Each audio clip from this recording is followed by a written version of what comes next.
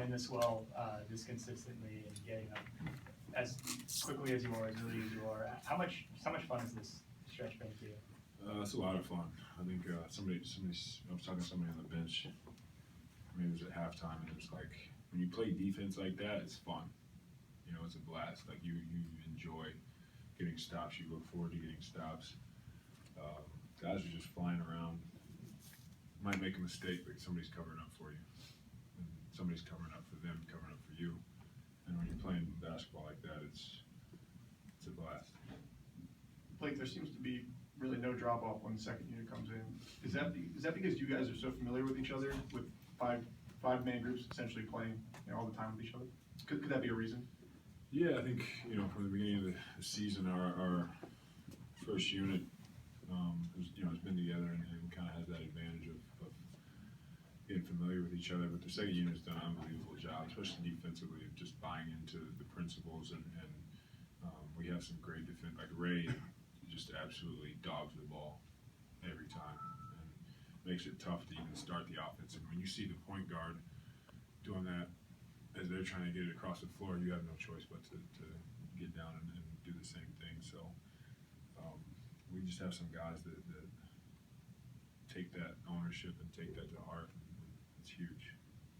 Blake, Doc mentioned that there's a different spirit about this team that he kind of recognized from his days in Boston. Is that spirit sort of what's fueling you guys, or is the spirit sort of the byproduct of how you guys are playing, or is it a little bit of both? I'm not exactly familiar with the spirit that was in Boston, but it is a different thing. I think I feel like I keep repeating myself, but it's just we just take ownership of defense a little bit differently. There's a different feel. Not to say that in years past we haven't, but I think this year it's all about getting the stops and then getting out in transition. We're not worried about our offense. We have guys, JJ and CP and Jamal and Austin, even DJ catching lobs and being down low that they can score the ball. So defensively has been our focus and our focal point. I think it's shown. Blake, you're going to Oklahoma City tomorrow, I guess, to play on Friday.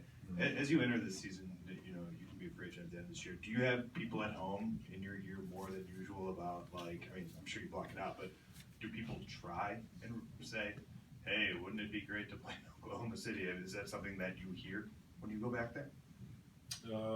People that I talk to and my friends and family from back home, I think they're, I would say, true friends and family where they know that my main focus is this season and this team, and they know that I enjoy playing here and I love this team, coaching staff, everybody. So they know that that's my main focus. So I think they pretty much know not to bring that up. You might hear that at a restaurant though or something.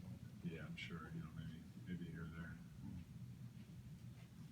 Hey Blake, I know it's early, but the knock on this team the last few years is that you guys didn't have the killer instinct and you would take your foot off the throttle. It seems like it's not going to happen every game, but it seems like you guys get a huge lead and you're not taking your foot off the throttle. Is that defense you're talking about a byproduct of that, or is it the other way around, or is it? Yeah, I think it's a little bit of both. I mean, you have to do it defensively and offensively, but I think it's been a thing that we've talked about in the locker room at halftime or even on the bench. I think between the first and second quarter, we talked about it. That's the next step. It's for us as a team.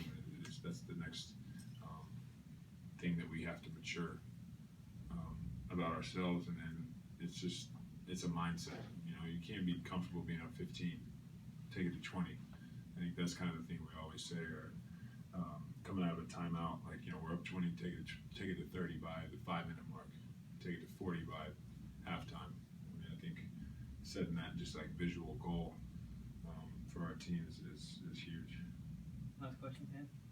Blake, offensively, it's kind of easy to notice when a team's together how they can kind of read one another and play off of one another. But how does that kind of manifest on defense? And is there some kind of improvisation that comes with continuity on the defensive end?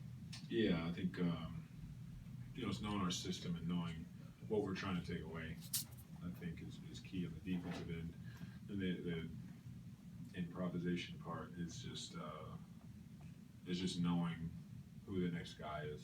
You know, whoever's the closest, knowing the rotation.